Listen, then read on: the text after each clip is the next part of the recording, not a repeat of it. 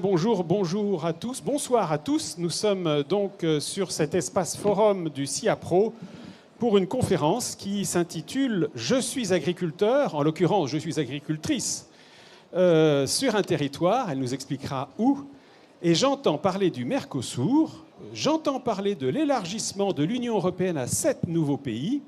Serais-je sacrifié sur l'autel de la mondialisation, moi, agricultrice? Et pour cela, nous avons quatre intervenants. Olivier Antoine, tout au bout, là-bas. Olivier Antoine est un docteur en géopolitique, ça force le respect. Mais il est orienté sur l'agriculture argentine. Il expliquera qu'il y a peut-être vécu un certain temps, pays dans lequel, effectivement, il a vécu, auteur d'un livre en septembre dernier intitulé « Géopolitique du soja ». Tout savoir sur le soja, eh bien, c'est à la librairie, au fond, là-bas, près du Café des Agris. Il est maintenant directeur d'un cabinet d'analyse de géopolitique. Et son approche géopolitique est un peu particulière puisqu'elle dépasse la géoéconomie, c'est ce que tu m'as dit, et l'analyse des flux commerciaux pour s'attacher à la compréhension des organisations de terrain. Nous avons ensuite Yves Le Morvan. Après un long parcours dans le commerce international des grains, de la coopération agricole, Yves est actuellement responsable des filières et marchés, c'est Agridé. Agridé, un think tank indépendant d'entreprises agricoles.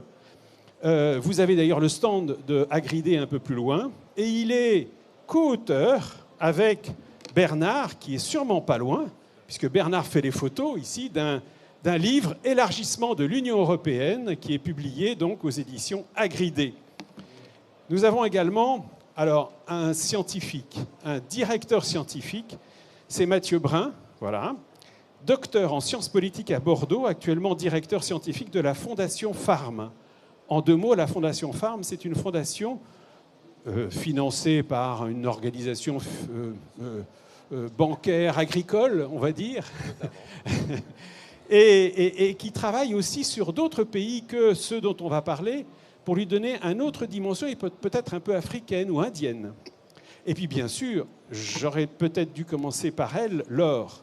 Laure Figuereux, qu'on a vu aux 20h de TF1 hier soir. Elle expliquait, Laure, comment elle avait acquis avec son mari un robot, Axide, qui fait tout... Enfin bref, vous pourrez en parler après à la soirée avec elle. Elle est agricultrice, mais ce qui est intéressant, c'est qu'au-delà du fait qu'elle pourra se présenter pour dire sur quelle ferme elle est, avant d'être agricultrice, elle a eu un parcours international. Une formation d'ingénieur en agriculture avec des doubles diplômes au Texas, à Wageningen, et chez un semencier pendant 4-5 ans sur l'Europe et la Russie, et je deviens agricultrice. Donc finalement, ça c'est intéressant, elle a une dimension internationale, mais maintenant, ce que je lui demande, c'est d'avoir une dimension en tant qu'agricultrice. Donc voilà un peu notre panel. Et donc on va commencer par toi, Olivier. Le Mercosur, on en parle sans arrêt. Mais finalement, on en parle beaucoup dans les médias, mais on parle de l'intérêt des agriculteurs. Mais toi, tu as vécu là-bas, et tu m'as dit, mais il faut aussi parler de l'intérêt des agriculteurs de là-bas. Tu pourras en dire un mot. L'intérêt aussi peut-être des entreprises agroalimentaires françaises. Est-ce que finalement tous les pays sont d'accord du Mercosur sur cet accord? Bref, tu as la parole pour une première intervention. Alors, merci de cette introduction, mon cher Alain. Alors, j'ai vécu en Argentine, mais j'ai aussi vécu au Brésil. Et dans les 2 cas, je me suis beaucoup intéressé aux questions agricoles, agraires, qu'il s'agisse de la très grande production, comme on nous la vend au travers de cet accord, ou aussi des questions de conflits fonciers entre des petits propriétaires terriens, des gros propriétaires terriens, les conséquences de l'avancée de ces fameux fronts agraires, donc ces grandes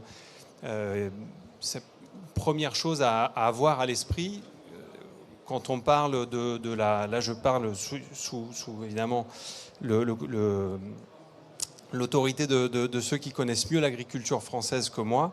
Mais en France, quand on a une moyenne d'hectares pour des unités agricoles, on est aux alentours, je crois, de 70 hectares à peu près. 70 dans le dernier RCA. Quand on est en Argentine ou au Brésil, la moyenne en Argentine se situe à 700 hectares. Donc on multiplie par 10 et la moyenne au Brésil dépasse les 1000 hectares. Donc évidemment, vous imaginez bien que les questions de dimension dans l'agriculture comptent énormément, et notamment sur les coûts de l'agriculture. Quand vous devez écraser vos coûts de mécanique sur 1000 hectares, ce n'est pas la même chose que sur 10 hectares. La question que me posait Alain sur comment vivent les Sud-Américains cet accord, comment ils le sentent, il y a de manière générale, les 4 pays sont plutôt ouverts à l'idée de pouvoir exporter. Ça fait 450 ans que ces pays-là ont été formatés depuis la colonisation espagnole et la colonisation portugaise. Ils ont été formatés pour extraire et exporter.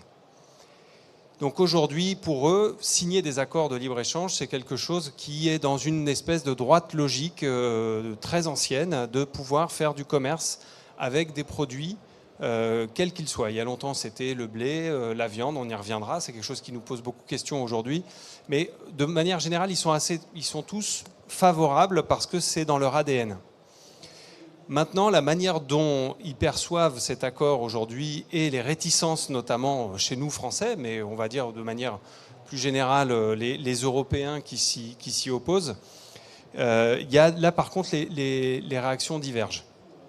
Vous allez avoir du côté du Brésil une incompréhension totale du fait, Brésil, Argentine, une incompréhension totale du fait qu'on puisse leur fermer des portes sur des produits qu'ils nous exportent déjà.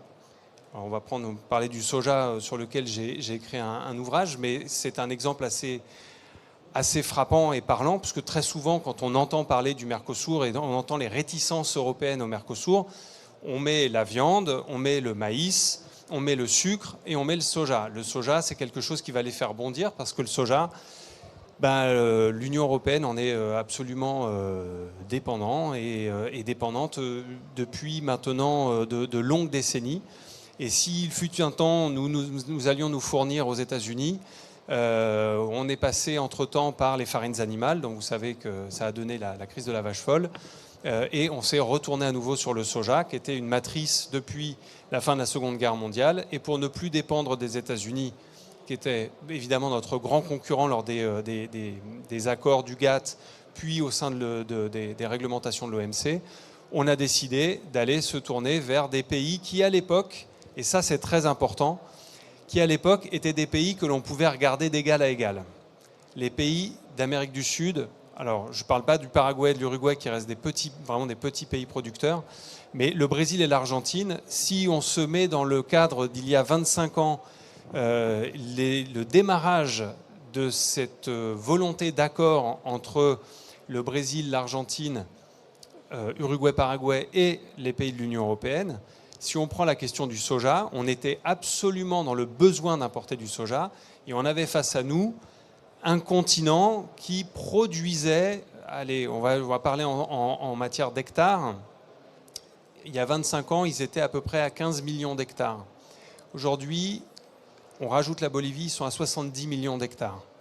Donc quand on va négocier avec eux, aujourd'hui, on négocie plus de la même manière. Si on parle du maïs, c'est exactement la même chose, la même dynamique. Si on parle du sucre, c'est exactement la même dynamique. On est face à des géants, mais que l'on a traités un petit peu en les regardant de haut il y a 25 ans.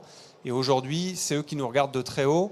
Et ça, c'est une chose qu'on a du mal à comprendre. D'autant qu'il y a un pays, l'Argentine, qui vit très mal toutes nos réticences pour une simple et bonne raison. Je vous parlais de la viande. La viande, aujourd'hui, c'est quelque chose sur lequel on s'arc-boute énormément, à tort ou à raison, je ne jugerai pas. Mais les Argentins ont souvent beau jeu de nous rappeler que la Première Guerre mondiale, ce sont les élevages argentins qui ont nourri nos soldats. La Seconde Guerre mondiale, ce sont les élevages argentins qui ont un peu nourri les soldats des deux côtés. Et qu'avant cela, quand l'Europe avait besoin de se nourrir de céréales, on allait importer d'où? De la pampa argentine. Et ce lien-là, les Argentins, ça leur tient énormément à cœur. Et ils sont particulièrement vexés, pour le dire en des termes assez courtois, de l'attitude notamment des Français, voilà, sur ces sujets-là. Ils ne se comparent pas aux Brésiliens. Alors sur la dimension, peut-être, aujourd'hui, ils ont compris que les Brésiliens étaient largement supérieurs sur les volumes.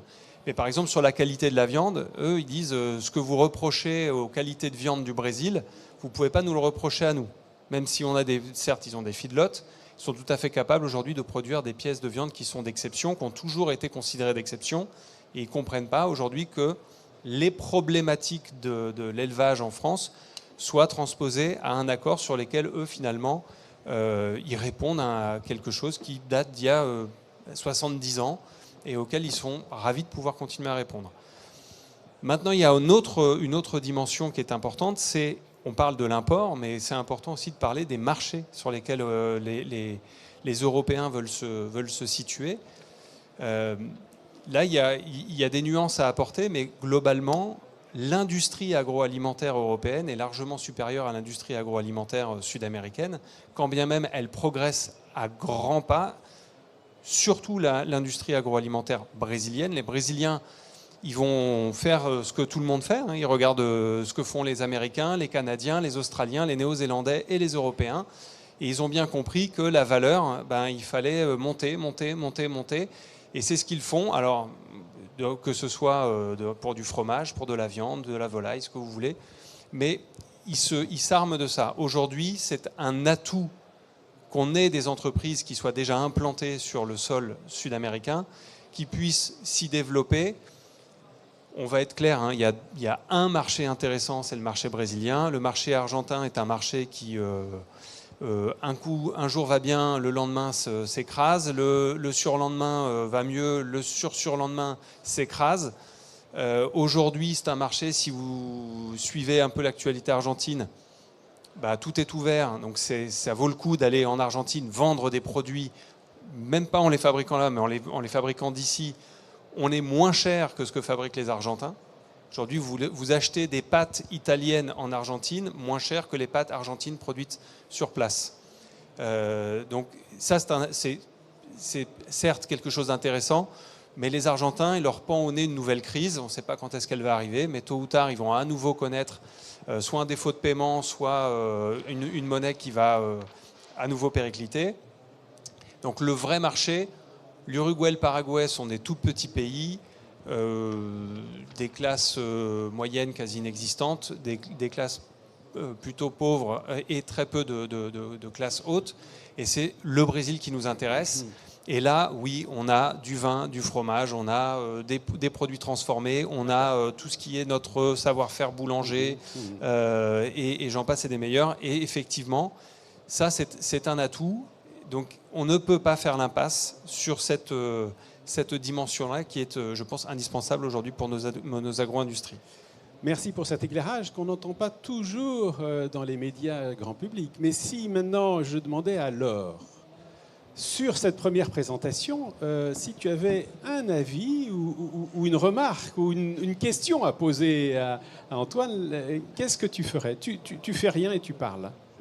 Parce qu'en plus, ça me permet de dire qu'en plus de cela, sa biographie serait elle est boursière Nufil. Nufil, c'est une association internationale d'agriculteurs. Et donc, enfin bref, vas-y. Oui, alors je vais peut-être avoir un discours qui n'est pas forcément celui, effectivement, qui est repris dans les médias. J'aurais tendance à dire que, de prime abord, on rejette toujours ce qu'on ne connaît pas. Et la réaction des agriculteurs va toujours, actuellement, et les différents mouvements qui en ont découlé, proviennent du fait que finalement on leur parle beaucoup de Mercosur, mais aucun ne sait réellement ce dont on parle. Et pour autant, ils sont tous à peu près conscients du fait que, notamment les activités d'élevage, importent du soja.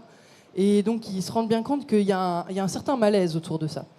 Moi, je pense que le sujet, c'est que le Mercosur, finalement, et l'agriculture qui est pratiquée, il faut qu'on sorte des clichés, il faut qu'on sorte des stéréotypes. Ça n'est plus ce que c'était il y a 50 ans. Et c'est des gens qui peut-être au contraire de ce qu'on fait nous en France et en Europe, mais surtout en France, c'est des gens qui se sont vraiment donné une ambition agricole et agroalimentaire, enfin de l'agrobusiness de façon générale.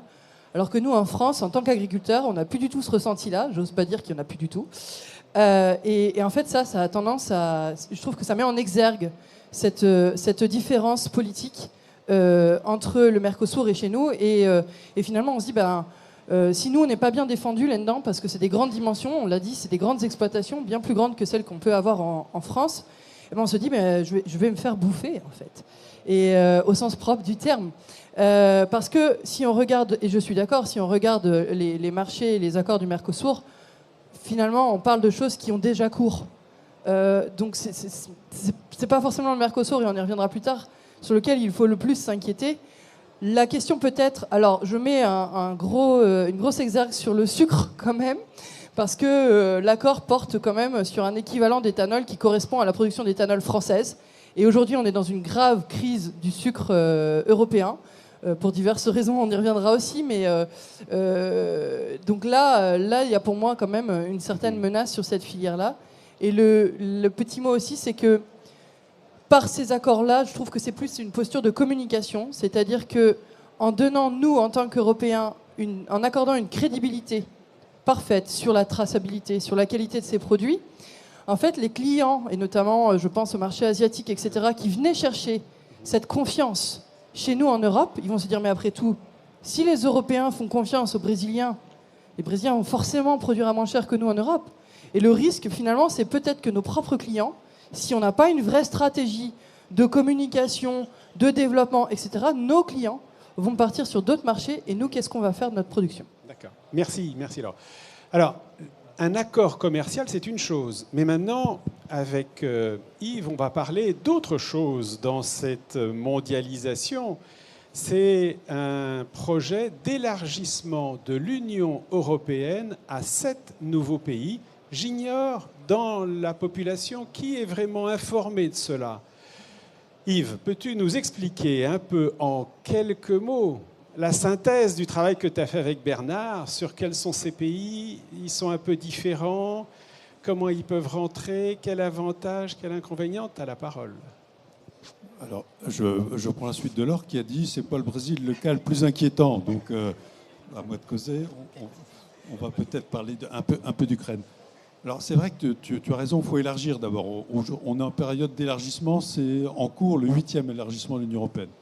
Donc il ne faut pas oublier qu'était déclenché, avant tout ce qu'on va évoquer sur l'Ukraine, un nouvel élargissement qui concernait les pays du Balkan. C'est un peu le trou, la zone grise, trou noir dans la géographie européenne, mis à part les quelques pays qui n'ont pas voulu rentrer dans l'Union européenne. Et donc on a là essentiellement des pays de l'ex-Yougoslavie, sauf Slovénie et Croatie qui font déjà partie de l'Union, plus l'Albanie qui a toujours été un cas à part. Donc ce sont ces 6 pays-là dont le processus d'adhésion est en cours depuis le milieu des années 2000, après une certaine fatigue qu'on appelait fatigue d'élargissement démocratique suite à l'adhésion des pays. Ça se fait très lentement. En outre, il faut y ajouter, donc ce n'est pas 7 pays, je dirais plutôt 8. Il y a la Moldavie, il y a la petite Moldavie. Bon. Et l'Ukraine, on aurait dit 9 il y a 1 ou 2 ans, on y aurait rajouté la Géorgie, sur laquelle l'ours russe a remis la patte. Bon. On va dire 8 pays, mais tout ça est sujet de discussion. Mais il y a donc 6 pays du Balkan, l'Ukraine plus la Moldavie. C'est ça qui est en cours. Là, il faut donner un peu d'éléments de calendrier aussi, pour bien comprendre ce qui se passe avec l'Ukraine. C'est qu'au début, il y a le processus d'élargissement qui est lancé pour les Balkans. L'Ukraine fait partie de la politique de voisinage de l'Union européenne. On signe des traités, des accords, etc. Mais pour se rapprocher de l'Ukraine, il n'est absolument pas question à l'époque de l'entrée de l'Ukraine au sein de l'Union européenne. On est dans les années 2010. Première étape, la Russie capte, je ne sais pas quel verbe utiliser, la Crimée en 2014. Ça change déjà la donne. Et il y a la signature d'un accord d'association en 2014 qui se met en route en 2016 avec l'Ukraine. Et là, on commence à mieux connaître l'Ukraine. L'Ukraine a redémarré sur le plan agricole déjà depuis quelques années. Mais on voit qu'on est à côté d'un géant agricole qui s'appelle l'Ukraine, qui retrouve son histoire de façon très prononcée, de façon organisée, mais dans un monde complètement bouleversé. Les années passent, on voit la concurrence ukrainienne sur certains segments, et arrive, je dirais, le drame. Avant le drame, dans l'accord d'association, les flux sont maîtrisés par des contingents, par des process de droits de douane, etc. Le drame, c'est le 24 février 2022, et là, tout change. C'est-à-dire qu'à ce moment-là, il y a deux éléments importants pour regarder le contexte agricole ensuite. Le premier élément, c'est que pour la première fois de son histoire, l'Union européenne ouvre les vannes. Donc à un pays tiers, on dit que vous pouvez faire circuler la totalité de vos produits, dont les produits agricoles, sur notre territoire, ou pour qu'ils ressortent, ou alors pour qu'ils soient consommés sur l'Union européenne. C'est une première. Et évidemment, ces années 2022, 2023, 2024 marquent sur ce qu'on va dire après, parce que le marché intracommunautaire en matière agricole a vécu ces transferts massifs de produits agricoles d'origine ukrainienne, notamment en végétal, mais pas seulement, et a laissé une empreinte qui parcourt aujourd'hui les discussions quand on parle d'élargissement. Ce qui fait que 2022, 2023, 2024, au début, c'était des flux totalement ouverts, puis progressivement, on a créé des freins, des systèmes qui essaient de restreindre des flux qui au début étaient massifs. Et vous avez vu des protestations d'agriculteurs, certes en France, en Allemagne, etc., mais surtout dans les pays baltes, en Pologne, dans tous les pays frontaliers. Bon. Cela dit, le deuxième élément qui est très important pour planter le contexte aussi, avant de revenir à l'agriculture, c'est que pratiquement immédiatement, l'Ukraine a demandé l'adhésion. Ce qui était donc c'était totalement imprévu, totalement nouveau. Pour vous donner un ordre d'idée, l'Ukraine est en partie envahie, 20% du territoire ukrainien est envahi aujourd'hui. En février, au mois de mars, l'Ukraine dépose un dossier. Au mois de juin, l'Union européenne accepte le dossier.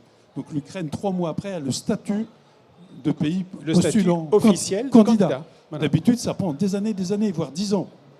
1 an et demi après, il y a la date qui c'est en décembre 2023, qui acte le fait que les négociations, et c'est le cas depuis 2024, s'ouvrent. Donc on est dans un cadre totalement exceptionnel, marqué par une géopolitique dominante. Et la grande question, pour revenir sur l'agriculture, c'est quelle est la place de la souveraineté agricole et alimentaire sur une question plus générale de souveraineté. C'est ça la question de fond. Quelle est notre place à nous dans l'économie agricole? Alors, l'Ukraine est partie donc dans les négociations. Elle doit prouver qu'elle vit dans un schéma démocratique, que son économie est viable dans une économie de type libéral, qu'on lutte contre la corruption et qu'elle est capable d'appliquer l'acquis communautaire. D'habitude, ça prend des années pour se mettre au niveau, ce qu'ont vécu les pays d'Europe de l'Est. L'Ukraine est en train de le faire à marche forcée, mais n'est pas encore à ce niveau-là, bien sûr. Si on arrive donc à la question agricole, qu'est-ce qui se passe aujourd'hui? L'accord d'association a été remis en route, c'est-à-dire qu'après les phases de très grande libéralisation, on a négocié, la Commission a renégocié avec l'Ukraine le contenu de l'accord d'association. On a élevé les contingents avec des flux qui peuvent passer sans droit de douane. 1 million de tonnes pour le maïs, 1,3 million pour le blé, 100 000 tonnes de sucre. Ça, ce sont des contingents déjà volumineux. Hein. Mais on est dans un monde qui s'est de nouveau recadré. Par contre, la négociation est partie à toute vitesse. Alors pourquoi est-ce qu'on parle beaucoup de l'Ukraine en dehors du drame ukrainien? Du soutien qu'on doit apporter à l'Ukraine, c'est évident. C'est parce que quand on négocie une adhésion, on négocie les futurs politiques et donc se posent des questions décisives, c'est-à-dire des questions liées à l'ampleur du budget qui sera dédié aux adhésions. Et il ne faut pas se raconter d'histoire. On ne sous-estime pas les Balkans ou la Moldavie, mais l'Ukraine, c'est l'éléphant dans la pièce. C'est extrêmement important. Donc on négocie ce qui serait demain dédié en matière de financement des politiques publiques, même s'il y a déjà des financements importants pour soutenir l'Ukraine et les différents pays. Il y a des problématiques aussi de capacité à faire fonctionner le futur système. Mais bon, le grand sujet avec l'Ukraine, au-delà, si je peux me permettre l'expression, des grands débats liés à la guerre, sont des débats de type géoéconomie agricole. Alors, c'est quoi l'Ukraine? On rappelle, donc, pourquoi on s'intéresse autant à l'Ukraine? L'Ukraine, c'est un géant agricole. L'Ukraine, même amputée de 20% de son territoire, aujourd'hui, c'est une surface agricole utile qui est plus importante que la surface agricole française. C'est 31 millions d'hectares. À l'intérieur des 31 millions d'hectares, c'est une très grande partie en grande culture, contrairement à la France où, grossièrement, c'est moitié-moitié entre les cultures et puis les productions animales. C'est une capacité de production qui reste très très forte. En blé, entre 20 et 25 millions de tonnes. En maïs, plus de 30 millions de tonnes. Pour vous donner quelques chiffres, en poulet, 1,4 million de tonnes, pour ne pas parler que du végétal. En tournesol, 12 millions de tonnes. La mer Noire, c'est le hub mondial. Le hub mondial. Donc c'est un géant, et sur certaines productions, dont principalement les grandes cultures, c'est un bouleversement qui est en train de s'opérer.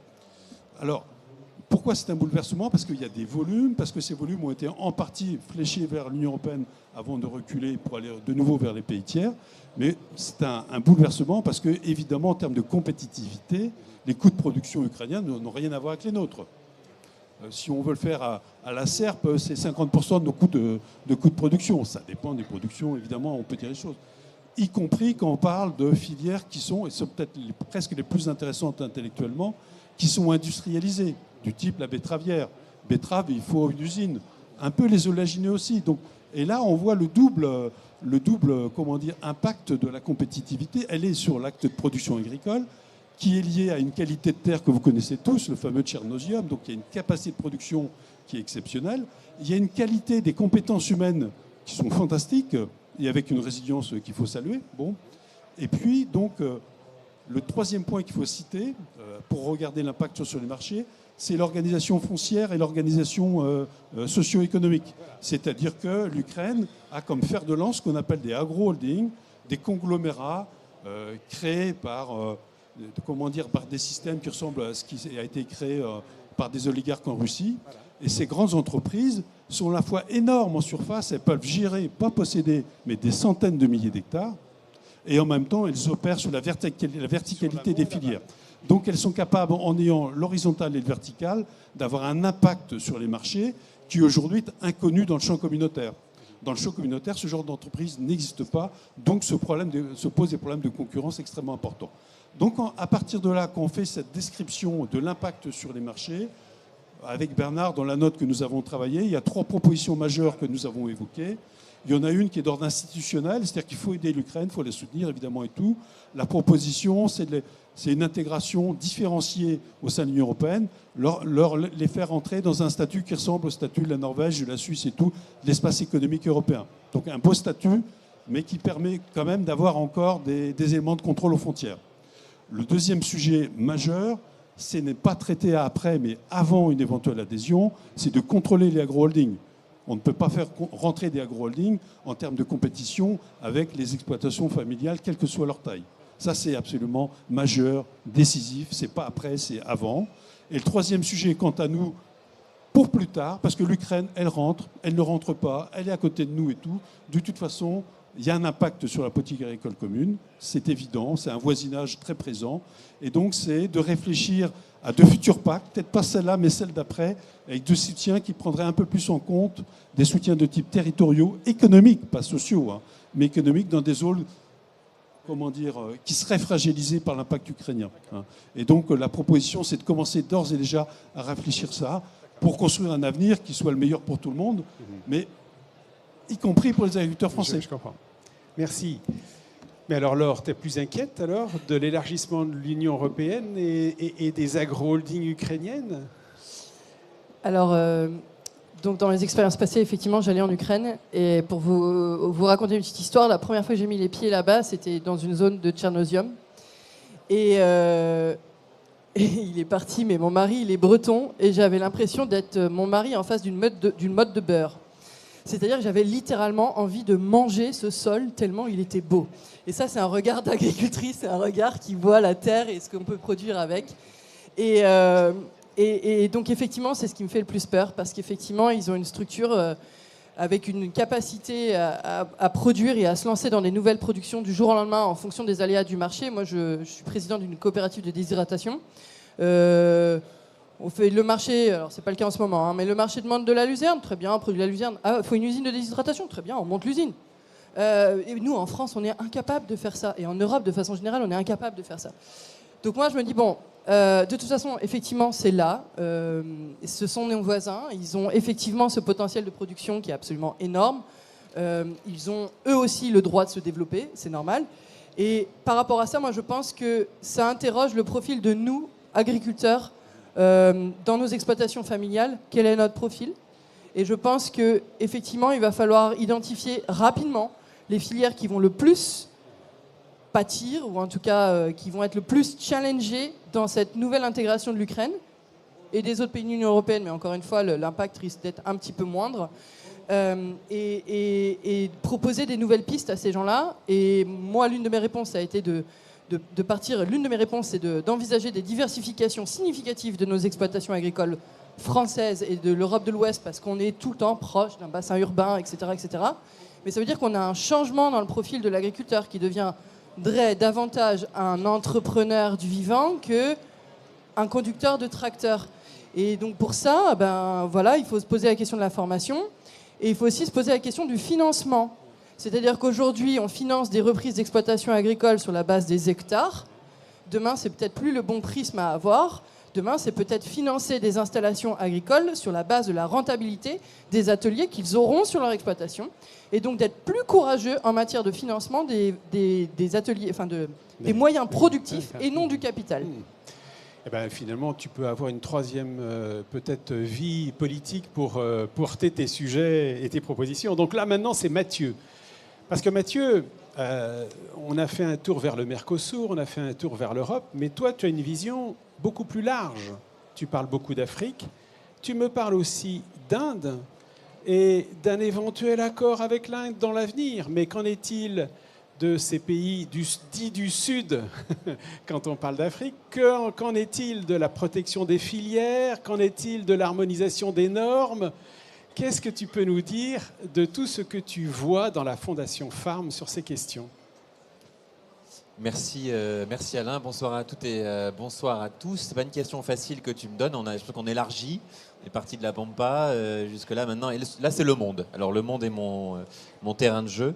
En fait, en préparant la discussion qu'on a eue déjà tous les cinq, il y a quelques semaines, je me suis essayé à me mettre un peu dans la peau d'un agriculteur africain. Alors ça ne veut pas dire grand-chose, un agriculteur africain, parce que vous avez les Sud-Africains qui ont des grandes propriétés terriennes, un Marocain, un Éthiopien qui a 0,2 hectares, ou un agriculteur d'Afrique de l'Ouest en plein Sahel entre des djihadistes et qui est extrêmement compliqué. Donc c'est un peu difficile. Pour autant, si on essaye de réfléchir à qu'est-ce que ça veut dire un agriculteur dans les Suds qui entend parler d'accords commerciaux, Mercosur ou autres, mais aussi de l'Union européenne, qu'est-ce qui résonne dans sa tête et finalement, comment est-ce qu'il voit la mondialisation?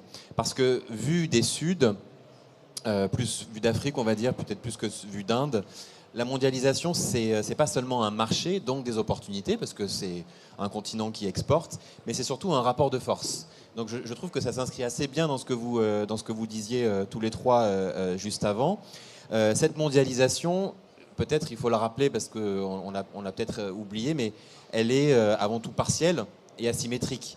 Alors forcément, au sein de l'Union européenne, on a des marchés mondiaux, on est connecté à ces marchés, on importe, on exporte, mais ces flux ils sont quand même concentrés sur quelques grandes régions. Vous avez eu l'essentiel de ces grandes régions juste avant, bien entendu l'Amérique du Nord et l'Amérique du Sud et l'Union européenne, la mer Noire sur certaines filières. Et cette mondialisation, elle est aussi concentrée sur un certain nombre de produits stratégiques, céréales, oléagineux, la viande bovine, le sucre, bien entendu. Je ne vais pas parler de sucre, ce serait une offense. Mais aussi les produits laitiers, les produits animaux qui sont très importants. Donc en fait, derrière la question que tu me poses, le Mercosur ne crée pas de la mondialisation. Le Mercosur, pour moi, en tout cas la vision que j'en ai, c'est plutôt, il redessine les règles d'un jeu qui a déjà commencé depuis quelques temps, et Laure l'a dit juste avant. Donc un jeu, des règles du jeu, on est en plein tournoi destination, donc des règles sur un terrain de rugby où le continent africain est quand même un continent qui est connecté à ses marchés, qui reçoit aussi le facteur prix, le facteur compétitivité, sur des filières qui sont essentielles. On a tous mangé un pain au chocolat ou une chocolatine, on a bu du café ce matin. Bon, il y a le caoutchouc aussi qui est une matière première très, très échangée. Bien sûr, les fruits. On a fait des travaux il y a quelque temps, après que Donald Trump ait annoncé la hausse des droits de douane. Il en a remis une couche ces derniers jours sur finalement comment se comportent les exportations des pays africains dans le reste du monde. Et on voit une très nette progression. Donc ils sont consacrés. Ils sont concernés par cette mondialisation et par ce rapport de force. Donc vraiment, ce Mercosur, ou demain l'accord avec l'Inde ou avec d'autres, redessine des règles du jeu à l'intérieur d'un système qui est déjà libéralisé, Il y a des quotas, des accès au marché, il y a des clauses de sauvegarde, il y a des normes. Donc c'est plutôt une fabrique aussi à règles et à lois. Donc l'enjeu finalement, c'est pas dire je suis pour ou contre la mondialisation, ça n'a pas de sens, bien entendu, mais c'est plutôt comment je me positionne. Et donc je trouvais que ce que tu disais était très intéressant, Laure. Comment est-ce que je me positionne en tant qu'agriculteur, alors éventuellement chez toi ou dans d'autres régions du monde, sur des chaînes de valeur qui dépassent le simple cadre de mon territoire. Parce que effectivement, pour produire de la viande bovine, tu le disais, on va chercher des choses très très loin, peut-être un petit peu moins. En tout cas, on est dans un réseau qui est très, très connecté. Donc, pour sortir, parce que c'est un peu ce que tu m'as demandé de faire, Alain, de notre eurocentrisme, je dirais aussi que le continent africain, un chiffre important à avoir en tête, hein, aujourd'hui c'est 1,4 milliard de personnes, dans une poignée d'années, 2050, ce sera 2,5 milliards de personnes. Donc ça veut dire à la fois un marché, des besoins, de l'emploi aussi, et pour être assez souvent en contact avec le monde agricole dans les pays d'Afrique du Nord ou d'Afrique subsaharienne, des vrais enjeux sur le renouvellement des générations pour un secteur qui attire de moins en moins. Et finalement, le continent africain, et peut-être qu'on pourra en débattre avec Yves, mais est un petit peu le laboratoire de toutes les impasses de la mondialisation, de toutes les erreurs qu'on a faites ou des stratégies qu'on a prises, et on s'est rendu compte des difficultés pour les agriculteurs français ou européens. Et en fait, il y a un facteur 10, voire 15 en termes d'impact sur les agricultures des Suds. Cette mondialisation, elle se fait dans un cadre de concurrence qui est loin d'être libre et non faussée, hein, c'est ce qu'on apprend en cours d'économie, mais elle est structurée par des politiques publiques. Donc je prends un peu ma casquette monsieur politique publique, et ces politiques publiques, elles sont très inégales à travers la planète. Ce qui donc nourrit un sentiment très fort de distorsion, en particulier chez les agriculteurs africains, mais aussi européens. Quand on a préparé la discussion, voilà, j'ai dit, en fait, si on demandait aussi à un agriculteur africain comment est-ce qu'il voit ces accords commerciaux, ces échanges et cette question de la réciprocité, il se dirait, moi, j'ai été sacrifié sur l'autel de la mondialisation, et mes gouvernements, c'est pour ça que j'insiste aussi là-dessus, c'est les politiques publiques nationales, mes gouvernements m'ont sacrifié sur l'autel de la mondialisation et sur l'autel du prix de la consommation. On en parle beaucoup en France, mais c'est aussi le cas en Europe. Donc je parle de concurrence qui est encadrée par des politiques publiques et qui sont particulièrement inégales. Si on prend un sujet, et tu m'invites à en parler aujourd'hui, donc je le fais, c'est celui des soutiens publics. La politique agricole commune a été un élément structurant de l'Europe, notamment pour la paix, avec la communauté du charbon et de l'acier, mais la PAC aussi, ça a été un profond vecteur de paix et de développement économique. Ça a été une chance, je pense que ça peut l'être encore, mais je laisserai mes collègues qui sont beaucoup plus informés sur ce sujet que moi. On a des politiques agricoles qui ont évolué au cours du temps, hein. On a changé les systèmes d'aide, changé les systèmes d'accompagnement, mais toujours est-il que dans les pays du Sud, et en particulier en Afrique, on a des situations de politique publique qui sont très inégales. Quelques chiffres dans le cadre d'un observatoire qu'on a lancé à la Fondation, qui est un observatoire accessible en ligne. Vous pouvez voir combien un Européen, ou plutôt quelle est les dépenses publiques en Europe, donc au sein de l'Union européenne, en Inde, au Sénégal, aux États-Unis, au Canada. Comment est-ce qu'on soutient nos producteurs, à la fois par des subventions, mais aussi par plein d'autres dispositifs, et par des politiques commerciales. Et je trouve que ce qui est terrible pour le continent africain, c'est qu'ils ont été sacrifiés sur les deux volets. Très peu de soutien direct, très peu de soutien aux producteurs agricoles, et en même temps des politiques commerciales qui taxent de fait les agriculteurs. Un petit peu peut-être ce que tu décrivais sur les pâtes, Olivier. C'est-à-dire que vous êtes un producteur laitier en Afrique. Non seulement vous n'êtes pas soutenu pour produire votre lait, mais en plus, le lait qui vient du reste du monde est très très faiblement taxé. Donc ça vous crée en fait une situation de distorsion qui est absolument énorme. Aujourd'hui, si on prend la valeur de la production agricole, au sein de l'Union européenne, on est à peu près à 20% de la valeur de la production agricole qui vient des dépenses publiques à l'agriculture.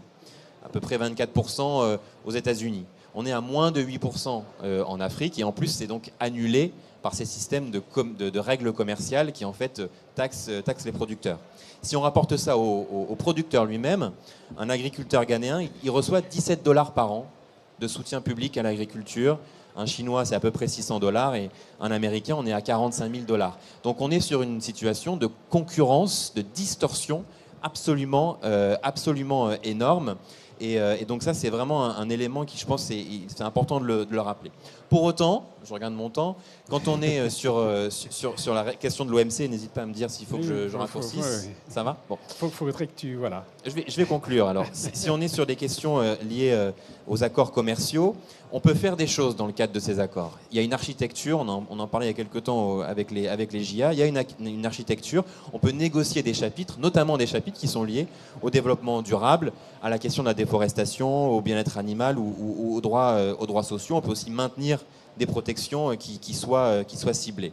En tout cas, ce que je voudrais dire, c'est que la question de la réciprocité des standards, ce que tu disais finalement, je pense que c'est toi qui le disais sur nos partenaires commerciaux, parce que c'est des partenaires, hein, les Brésiliens vont avoir des standards encore meilleurs. Je trouve que c'est ça qui est intéressant dans les accords commerciaux, c'est qu'on peut faire de la coopération technique pour élever les standards et donc éviter aussi d'avoir des questions de risque. Donc en 3 mots, pour résumer, oui, la concurrence internationale, elle s'intensifie, mais elle est organisée par des choix politiques. Et c'est important, donc je lance la carrière de Laure en politique, puisque tu lui as donné l'opportunité. On peut protéger et transformer les filières, mais je pense ça passe par un changement d'échelle en termes de politique sur les transitions agricoles, et on pourra en parler.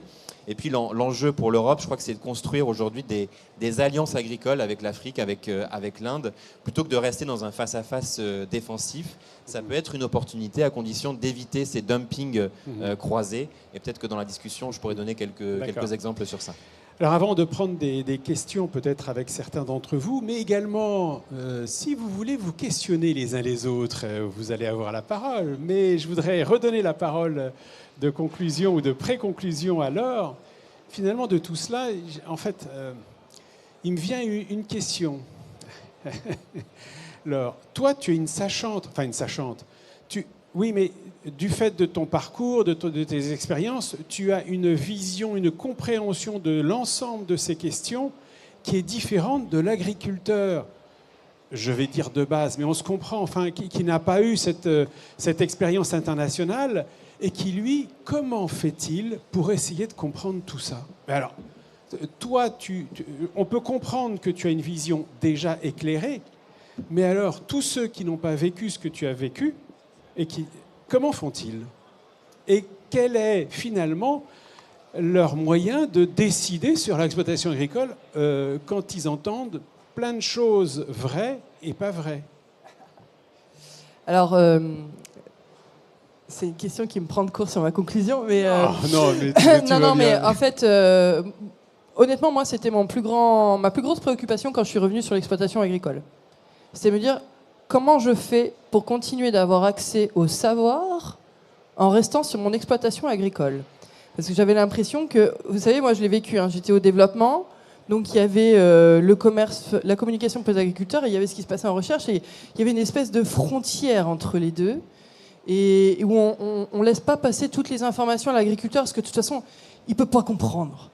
Et ça, moi, c'était ma grosse crainte. Donc c'est pas facile. C'est pas facile. Et je pense que ça vient avant tout de la formation. C'est-à-dire que, et j'en reviens tout à l'heure à un propos que j'ai tenu, c'est-à-dire que, est-ce qu'à l'heure d'aujourd'hui, dans une agriculture qui est de plus en plus compétitive, avec effectivement des gains technologiques, enfin, quels qu'ils soient, qui font baisser les coûts de production, on ouvre des marchés à d'autres puissances parce qu'on y a aussi d'autres intérêts. Et effectivement, aujourd'hui, on n'est plus si nombreux que ça à travailler en agriculture. Et il faut que tout le monde vive. Est-ce que le profil de l'agriculteur, c'est de savoir conduire un tracteur ? Ou est-ce que c'est de savoir conduire son entreprise, de savoir se former régulièrement, de savoir écouter l'information, de suivre les cours mondiaux, etc. Et on a un peu tendance, des fois, dans les réseaux, à vouloir cantonner l'agriculteur à son rôle de je suis à traire mes vaches ou je suis à travailler ma terre. Et en fait, on se rend compte que pour être capable d'adresser des challenges comme ceux que l'on vient d'évoquer, ben en fait, il faut être capable d'aller anticiper beaucoup plus. Et nous, en agriculture, on a des cycles longs. Quand on investit pour 10, 20 ans, si c'est du foncier. Donc il ne faut pas avoir à changer de modèle du jour au lendemain. Ça veut dire qu'il faut être capable d'aller chercher l'information suffisamment en amont pour la digérer et l'entreprendre sur son exploitation agricole.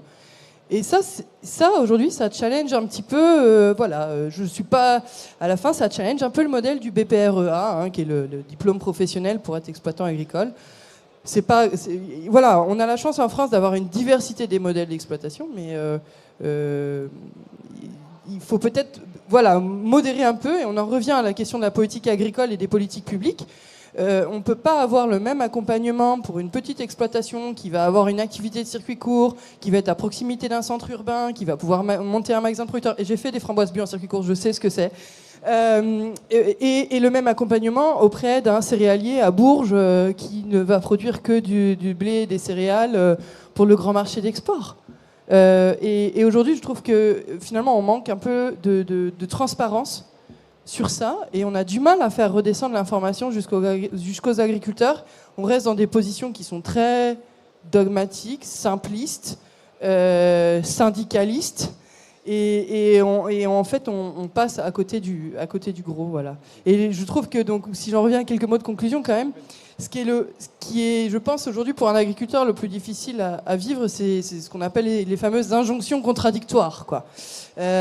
Produisez mieux, moins de phyto, plus de biodiversité, mais on va aller baisser des barrières tarifaires sur des modèles agricoles qui sont plutôt sur un moins 10 ans, ou en tout cas sur lequel on a du mal à avoir une transparence sur les protocoles de contrôle, avec moins d'eau.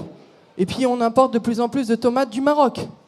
Les Espagnols commencent à s'offusquer de l'import des tomates du Maroc. Non mais lol, nous ça fait longtemps qu'on s'offusque de l'import des tomates de l'Espagne. Donc voilà, à moins cher. Puis on ne peut pas augmenter la taille des fermes. Oui, mais en même temps, aujourd'hui, avec les moyens qu'on a, on peut exploiter plus. Et c'est ce que font les autres ailleurs dans le monde. Et on s'oppose à l'augmentation de la taille des fermes. Bon. Après, l'autre sujet, c'est les politiques qui disent pas leur nom. Alors, on a parlé de politique agricole. Moi, je fais partie des agriculteurs qui considèrent que c'est une politique qui porte mal son nom. C'est-à-dire qu'on fait croire que c'est une politique pour aider les agriculteurs, alors que finalement, l'histoire montre que c'est une politique qui a aidé à baisser la part de l'alimentation dans le pouvoir d'achat des Français et des Européens au sens large. Et c'est tout ce que ça a fait. Si on prend le camembert à l'euro constant, il a baissé de valeur depuis les années 70. Et nous, on doit vivre dans une époque où tout a augmenté. Bon, là, on a un certain challenge, et en face de ça, on nous dit « Ah, mais si tu produis trop cher, c'est pas grave, on va importer, c'est moins cher. » Très bien, ça pose quand même quelques questions sur la question de la productivité de nos fermes. Moi, là où ça m'interroge aussi, c'est de se dire, bon, alors finalement, on va importer à moins cher de pays qui, historiquement, approvisionnaient des marchés qui étaient plus en voie de développement, qui avaient besoin d'avoir un prix d'achat, on a parlé tout à l'heure sur la dimension monde, un prix d'achat un peu plus accessible. Historiquement, l'Ukraine, son premier client sur les céréales, c'était l'Égypte. C'était 20 à 30% de la production, 20 à 30% de l'import de blé égyptien était ukrainien. Et là, on dit, bah non, les Ukrainiens, ils sont malins quand même. Ils vont se dire, ah non, l'Europe, c'est quand même le premier marché en termes de valeur, en euros. C'est le premier marché. Et en plus de ça, ils payent bien. On a une garantie de paiement. Mais les Ukrainiens et tous les autres pays vont se dire, mais si j'ai accès au marché européen, je vais surtout vendre sur le marché européen plutôt que d'aller le vendre ailleurs. Ça veut dire quoi? Ça veut dire que nous, en fait, en Europe, c'est nous qui allons devoir produire l'alimentation pour ces gens-là. Mais c'est pas diminuer le budget de la PAC qu'il faut faire. C'est l'augmenter aujourd'hui significativement, énormément. Parce que pour compenser ce delta de production, pour pouvoir accéder à ces marchés de développement, il va falloir aider significativement les agriculteurs européens. Donc, voilà, il y a quelques challenges comme ça qui font que, en tant qu'agriculteur, c'est un peu difficile à vivre tout ça. Je comprends. Juste un dernier mot. Pour la formation, il faut effectivement inciter les gens à aller voir ailleurs. Et je suis obligée, moi je fais partie de Nufil France, on est une association, je parle à bon entendeur, on cherche des financeurs pour financer des parcours à l'étranger pour des agriculteurs qui seraient intéressés pour ça. Et donc voilà, il existe des initiatives qu'il faut savoir soutenir. Merci Laure. En fait, je pensais que Laure allait poser des questions aux autres intervenants, mais j'ai l'impression que ce sont les autres intervenants qui vont poser des questions à Laure. Mais peut-être que dans la salle, il y en a certains qui veulent s'exprimer ou interroger ces experts. Ah, je vois une main se lever. Tiens, viens ici parce que je ne sais pas si le micro il va biper. Où je peux aller vers lui? Si, ça siffle pas. Parfait. Du coup, merci déjà pour la qualité des échanges. J'avais une question concernant le Mercosur. Du coup, on a parlé du Mercosur, mais la question que j'aimerais vous poser, c'est, selon vous, le Mercosur ne serait pas une brèche pour la Chine qui va choisir d'investir dans les pays du Mercosur pour ouvrir une porte et attaquer le marché européen directement?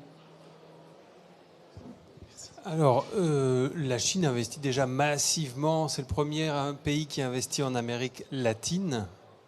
Et dans les pays d'Amérique latine, les deux premiers pays, ça va être l'Argentine et le Brésil en tête. La Chine n'en a cure du marché européen à travers le marché sud-américain. Ce qui l'intéresse, la Chine, c'est... D'ailleurs, elle n'a pas signé d'accord avec le Mercosur, elle n'en signe pas, elle n'en signera pas. Petite parenthèse, quand les Brésiliens poussent des cris d'orfraie, quand on leur demande de contrôler quelque chose, demandez aux Brésiliens comment ils réagissent quand les Chinois leur mettent des bâtons dans les roues. Ils se taisent. Et vite, ils améliorent le tir. Et je peux vous donner plein d'exemples sur la viande, sur le soja, bref. Les Chinois sont extrêmement durs en négociation avec les Brésiliens, mais c'est aussi leur premier partenaire d'achat de matières premières agricoles stratégiques. Et ils investissent massivement, non pas dans les pays du Mercosur, mais ils en font partie, mais dans les pays d'Amérique latine, pour améliorer la logistique, pour améliorer, aujourd'hui, c'est le premier fournisseur de produits phyto, ce sont les entreprises chinoises. Si on parle du soja, aujourd'hui, il n'y a pas un grain de soja qui puisse pousser en Amérique du Sud sans qu'à un moment dans la chaîne de valeur, il croise des Chinois, que ce soit dans la semence, dans les phytos, dans les engrais, dans le transport, les infrastructures, à l'achat. Voilà, donc non, il n'y a pas de coup de billard avec la Chine. Concrètement, les Chinois, ils ont besoin des Sud-Américains et ils s'occupent de ce marché-là sans penser à nous. Une autre question. Oui, bonjour. Vous avez parlé du 8e round de l'élargissement de l'Union européenne. Pourtant, il y a un 9e pays qui a peut-être plus de chances de rentrer plus rapidement que les 8 pays que vous avez mentionnés. Un pays qui n'a pas d'armée, un pays qui est très riche et qui est déjà membre de l'espace Schengen et qui risque de relancer la guerre de la morue. Alors, l'agriculture, c'est pour un cénomarin, c'est très important, mais la pêche aussi. Et ce pays, évidemment, c'est l'Islande, qui est un gros pays de pêche. Et est-ce que pour une filière qui est déjà fragile, comme les pêcheurs à la morue, est-ce que vous voyez une possibilité d'adaptation dans les prochaines années? C'est vrai qu'on parle beaucoup plus de la PAC que de la politique de la pêche. En général, il y a eu des hauts et des bas dans les négociations, mais in fine, au moment des votes ou des votations, comme on dirait en Suisse, ces pays ont décidé, leur population, de ne pas y aller. C'est le cas de la Suisse, il y a eu vote. C'est le cas de la Norvège, 2 fois. C'est le cas de l'Islande, dont le trésor, en dehors de l'énergie, ce sont les bandes, les zones de pêche. Donc, je ne suis pas très sûr que ça soit le 9e, mais je pensais que vous alliez dire autre chose, parce qu'il y a un pays qu'on n'a pas cité, qui est toujours potentiellement susceptible d'intégrer l'Union européenne, c'est la Turquie. Mais elle est toujours postulante. Mais tout ça est gelé, voire congelé depuis de très, très longues années. L'autre élément de réponse peut-être, à voir pour l'Islande, mais ça ne bouleversera pas les grands équilibres, alors que les autres pays qu'on a cités, dont l'Ukraine bien sûr, ça va bouleverser les équilibres, qui est accession intégrale ou non. C'est-à-dire que ce qui est en train de se passer aujourd'hui, c'est à nos portes géographiquement. On est sur des marchés totalement interconnectés. Ceux qui défendent l'adhésion immédiate de l'Ukraine et de l'Union européenne, par exemple, disent on serait plus fort à l'exportation commune sur des cibles extérieures. Débat, je ne suis pas complètement d'accord avec ça, mais sur certains marchés, ça pourrait l'être, bien sûr. Il faut se dire aussi que l'Ukraine peut combler certaines insuffisances en matière de souveraineté agricole de l'Union européenne, les protéines végétales. tout n'est pas noir ou blanc. Mais je dirais que ce qu'apporte la réflexion ukrainienne, c'est vraiment une réflexion sur qu'est-ce que c'est que la souveraineté. Vraiment. Est-ce que la souveraineté agricole fait partie d'une vision aujourd'hui géopolitique où tout est complètement bouleversé et où on ne sent pas obligatoirement l'agriculture comme étant, vu la politique européenne, bien sûr, je ne parle pas de la Chine qui était citée, qui prépare sur le long terme, ou les États-Unis. Est-ce que dans la tête de l'Union européenne, l'agriculture est aussi décisive qu'elle ne l'a été à un moment donné de son histoire? Ça, c'est un vrai sujet. Donc, la France a particulièrement un rôle à jouer extrêmement important, même si elle est affaiblie. Et elle a intérêt d'ailleurs d'y répondre parce que ce qui va changer va probablement plus impacter l'Europe occidentale que d'autres régions, même si les pays frontaliers sont très touchés. Donc l'Islande, ok. Je pense que l'Ukraine, ça pèsera beaucoup plus lourd. Merci Yves. Est-ce qu'il y a une autre question? Ah, là-bas, enfin d'une question. Alain, je me permets juste... Tu veux continuer à répondre? Oui, vas-y. Parce que Laure faisait un point très intéressant et je pense essentiel, que ce soit pour la France, que ce soit pour les pays d'Afrique que tu connais très bien, la formation. Et je rebondis sur l'Islande parce que l'Islande, on en parle beaucoup comme son trésor, la morue. C'est en train de changer et radicalement, mais malheureusement, on le lit encore comme le trésor, c'est la pêche à la morue. Ils ont pris un virage il y a 10 ans. Il y a 10 ans, ils se sont rendus compte que les bancs de morue étaient en train de disparaître. Surpêche. Des manifestations, bon bref, ils vivent la même chose que n'importe quel pays qui passerait par un moment de crise.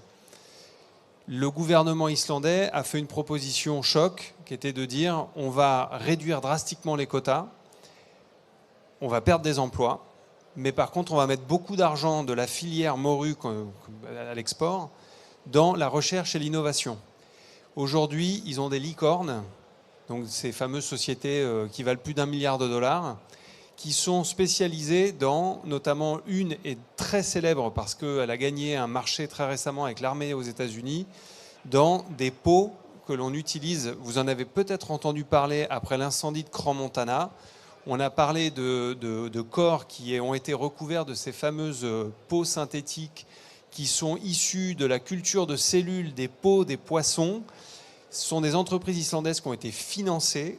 Il a fallu changer radicalement la mentalité dans les pêcheries, puisqu'on a perdu de l'emploi d'un côté, mais aujourd'hui, il y a plus d'emplois créés dans ces nouvelles technologies et qui rapportent encore plus que la fameuse pêche à la morue. Et tout ça, je trouve que Laure a vraiment mis le doigt dessus, c'est-à-dire que on peut dire plein de choses. Si on ne forme pas les agriculteurs, les pêcheurs, la jeunesse, et si on n'a pas, et Mathieu l'a dit, si on n'a pas de gens, tout simplement, des personnes, vous aurez beau vouloir former qui vous voulez, s'il n'y a personne à former, on a encore de belles années devant nous pour importer des produits. Oui, bonjour, Elena Blum pour Ternet. Finalement, après tous les risques que vous avez soulevés, est-ce que les agriculteurs ont raison de craindre la mondialisation? Et comment elle peut devenir un atout pour les agriculteurs et qu'est-ce qu'ils doivent mettre en œuvre pour ça?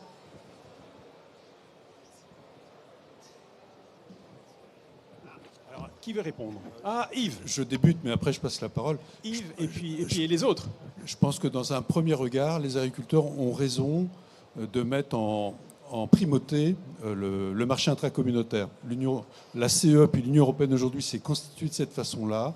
Et je pense qu'on ne l'a pas cité, ce n'était pas l'objet du jour, mais un des principaux problèmes aujourd'hui sont les différentes asymétries qui sont créées au sein du marché intracommunautaire. Et donc ce qu'on pourrait vraiment demander aujourd'hui, c'est qu'il existe un vrai marché intracommunautaire, avoir le niveau de protection extérieure, mais que déjà ce marché fonctionne. Et là, je pense que si les agriculteurs protestent contre ça, ils ont vraiment raison. L'Europe est en train de se liquéfier de ce point de vue-là.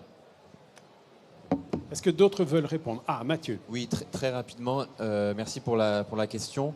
En fait, la mondialisation ne doit pas être un prétexte au repli, mais je pense plutôt un levier de convergence. Et donc ça rejoint tout ce qu'on s'est dit sur le pouvoir normatif de l'Union européenne. On craint les Chinois, mais on ne craint pas les Européens. Donc peut-être que c'est quelque chose qu'il faut qu'on sache renforcer aussi. ce pouvoir normatif. Et puis, ça doit être aussi une chance pour la coopération. Parce qu'on a des pays, moi je me demande toujours si l'accord avec le Mercosur, l'accord avec l'Inde, c'est pas aussi un moyen de continuer malgré tout à faire du multilatéralisme dans un monde qui n'en veut pas, ou du moins dans un monde où certains n'en veulent pas. Et donc s'assurer qu'avec les États d'Amérique du Sud, s'assurer qu'avec l'Inde, on continue à construire de la coopération, c'est quand même alors c'est peut-être le petit dénominateur commun, mais en tout cas c'est quelque chose d'intéressant. Et sur la coopération, ces pays-là vivent aujourd'hui, je pense notamment aux pays d'Afrique du Nord, vivent des changements climatiques, des changements productifs très importants, dont on aurait bien tort de ne pas s'intéresser ou de ne pas coopérer, parce qu'avec les analogues climatiques, c'est demain les climats qu'on connaîtra et qu'on connaîtra encore plus tard ailleurs. Laure. Je vais juste rajouter un petit bémol. Effectivement, je suis d'accord. Il faut faire attention à la politique de repli, et je l'ai dit tout à l'heure, ce qu'on ne connaît pas, on le rejette. Il faut faire attention à brandir, attention, les accords de libre-échange, etc. Passer du temps à parler de ça plutôt que se poser la question sur la compétitivité de nos propres filières. Et effectivement, je rebondis tout à fait. L'histoire de la compétition entre des pays de l'Union européenne, intrinsèque. Je vous mets au défi d'aller acheter une langue de bœuf française aujourd'hui. Elles sont toutes allemandes. Et on a aujourd'hui une concurrence au sein de l'Union européenne qui des fois, n'est pas toujours égalitaire, et on le sait très bien, notamment sur les produits phyto et les différentes pratiques qu'on peut avoir. Mais le fait de regarder ailleurs, ça évite de se poser des questions sur ce qu'on fait nous et sur la manière dont on est capable de négocier à Bruxelles en tant que représentant français. On arrive au terme du timing, puisque c'était de 17 à 18 heures. Après, on a d'autres engagements. Donc, mais si vous voulez continuer à discuter avec ces messieurs-dames, vous aurez tout le loisir de le faire. Je voudrais bien sûr remercier particulièrement Laure. Merci beaucoup. Et vous voyez qu'il y a des jeunes générations d'agricultrices, mais si vous connaissez son mari d'agriculteur, c'est du pareil au même. Remercier également Mathieu de la Fondation Farm. Vous allez retrouver sur le site de la Fondation Farm quantité d'études, ce qui permettront de nourrir la formation des agriculteurs. C'est en libre, c'est ouvert. Il faut prendre le temps de chercher, de lire et de comprendre. Remercier également Olivier et rappeler son livre sur la géopolitique du soja. Et puis également Yves, bien sûr, auquel j'associe Bernard, qui sont co-auteurs de cette note sur l'élargissement de l'Union européenne, eh bien, qu'ils pourront sûrement vous dédicacer tout à l'heure. Merci en tout cas à tous, merci, et qui est sur le site également. Merci bien.